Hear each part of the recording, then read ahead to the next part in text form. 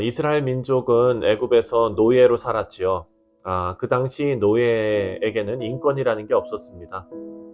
애굽이라는 거대한 도시 문명 안에서 그 시스템을 그대로 강요당하는 그런 상태에서 이스라엘 백성들은 하루하루 노예의 삶을 살아간 것입니다. 따라서 이스라엘 백성들도 이집트의 우상 숭배를 그대로 따를 수밖에 없었지요. 개인의 생존이 그들에게는 가장 우선순위가 되었기 때문입니다. 노예 생활을 하면서 이웃을 위하고 이웃을 돕고 이런 것은 불가능합니다. 왜냐하면 경직되어져 있는 노예 생활 중에 그런 여유가 없기 때문입니다. 하지만 이제 하나님께서 이스라엘 백성들에게 자유를 주셨습니다. 노예에서 해방된 자유한 이스라엘 백성들에게 하나님께서 언약을 맺으셨는데, 그 언약이 출애굽기 19장 6절을 보면 이렇게 나옵니다. 출애굽기 19장 6절에 너희가 내게 대하여 제사장 나라가 되며 거룩한 백성이 되리라. 너는 이 말을 이스라엘 자손에게 전할지니라. 아멘.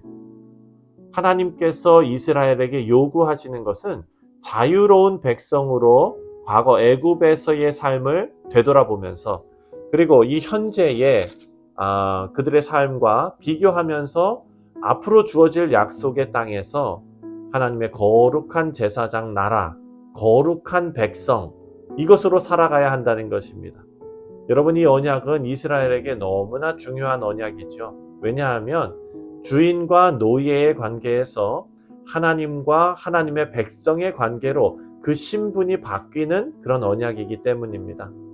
그리고 어제부터 시작된 그 본문에서 십계명이 등장하는데요. 하나님께서 이스라엘 백성에게 주신 이 십계명은 이렇게 바뀐 신분으로 살아가는 이스라엘 백성들이 하나님과의 관계를 어떻게 맺어야 되는지, 그리고 이웃과의 관계에서 자유를 얻은 거룩한 백성들이 어떻게 살아야 하는지를 알려주시는 그런 말씀이 됩니다. 이들이 가나안 땅에 들어가게 되면 이제 애굽과는 또 다른 우상 숭배의 문제를 맞이하게 될 것입니다. 이전에는 강압적이고 무조건적인 우상 숭배였다면, 이제는 가나안 땅에서 우상을 거부할 수 있는 선택권이 이스라엘 백성들에게 있습니다. 왜냐하면 자유한 백성이기 때문입니다. 그런 상황에서 하나님의 백성은 오직 하나님을 섬기고 또 부모를 공경하고 이웃을 사랑하면서 자신들의 자유로운 하나님의 백성, 그 신분을 증명해 나가야 될 것입니다. 그래서 오늘 말씀에 언급된 이 십계명의 말씀은 구별된 삶을 살아가는 데 필요한 그들의 삶의 지침서가 되고 있습니다. 그리고 이렇게 구별된 삶을 살아가는 중심에는 바로 예배가 존재하고 있습니다. 여러분, 출애굽기에서 강조하고 있는 출애굽의 목적은 바로 예배입니다.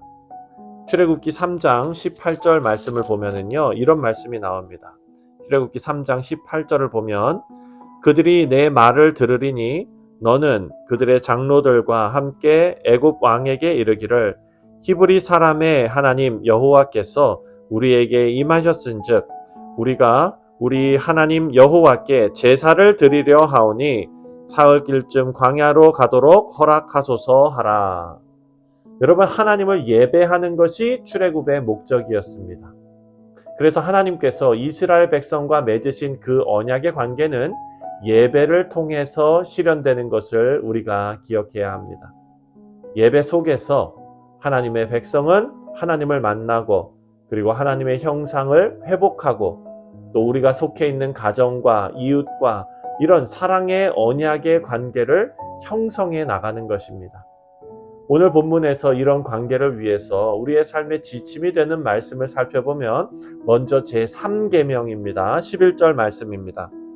11절 말씀에 너는 내 하나님 여호와의 이름을 망령되이 일컫지 말라. 나 여호와는 내 이름을 망령되이 일컫는 자를 죄 없는 줄로 인정하지 아니하리라. 아멘.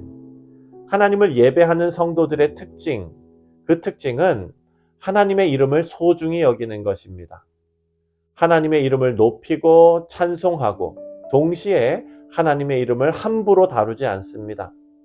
그래서 우리의 삶 속에서도 하나님의 이름으로 거짓 맹세를 하거나 혹은 하나님의 이름으로 다른 사람을 저주하거나 또 하나님의 이름으로 농담 따먹기 하는 것, 여러분 이것은 올바른 신앙의 행위가 될 수 없습니다. 하나님의 존재를 우리가 올바로 깨닫는다면 하나님의 이름을 망령되이 일컬을 수 없을 것입니다. 그리고 또 오늘 본문 12절을 보면 안식일을 지킬 것을 명령하고 있습니다. 12절 말씀에 내 하나님 여호와가 내게 명령한 대로 안식일을 지켜 거룩하게 하라. 아멘. 안식일을 지키라는 것은 온 우주를 지으신 하나님께서 모든 창조 사역을 마치시고 안식하셨다라는 사실에 그 근거를 두고 있습니다. 여러분, 온전한 안식을 위해서는 우리는 6일 동안 힘써서 성실하게 모든 일에 헌신해야 합니다. 그렇게 성실하게 일하고 안식일을 거룩하게 지키라라고 명령하십니다.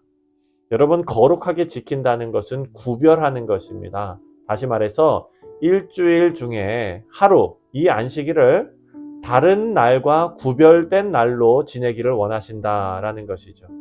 그래서 이스라엘 백성들에게 외형적으로 자신들에게 속한 모든 짐승과 사람들, 그리고 이 모든 것들을 심지어는 손님들까지 일하지 않게 하고 쉬게 함으로써 이 날을 기념해야 합니다. 이것은 하던 일을 그냥 멈추는 데 의미가 있는 것이 아닙니다. 이렇게 명령하신 것을 지킴으로써 하나님께서 그들에게 베푸신 은혜를 집중하고 또 하나님을 기념하고 기뻐하는 일에 전념하고 집중하는 것입니다.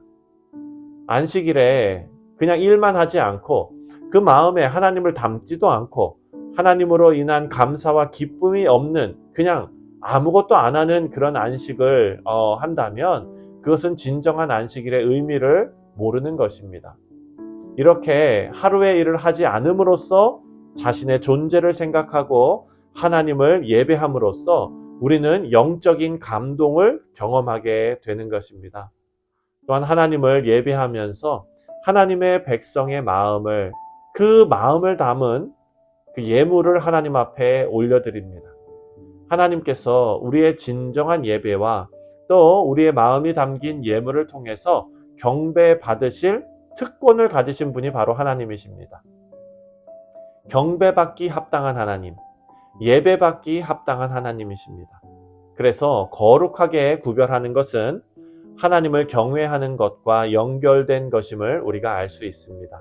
그리고 5계명부터 10계명까지 사람에 대한 계명, 다시 말해서 이웃을 사랑하는 이 계명을 이들에게 주고 계십니다.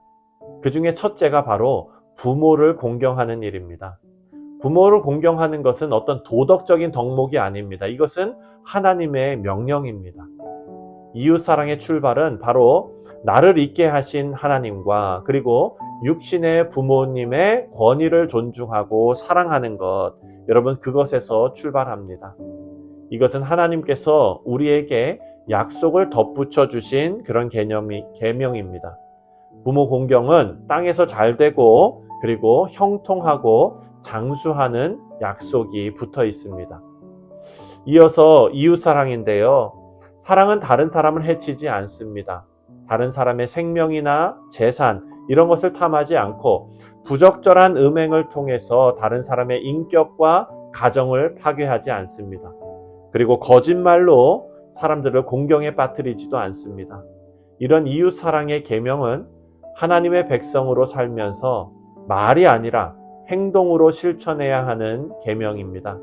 우리 사랑하는 성도님들, 오늘 본문에서 우리가 함께 묵상한 이 10계명은 예전에 어떤 고대 사회에서나 요구되던 계명으로 취급할 것이 아닙니다.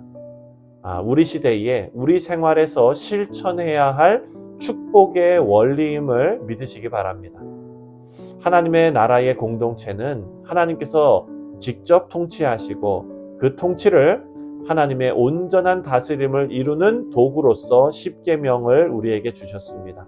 오늘 하루도 하나님을 사랑하시고 또 이웃을 사랑하는 하나님의 뜻에 순종하는 우리 모두가 되시기를 주님의 이름으로 축원드립니다. 기도하겠습니다.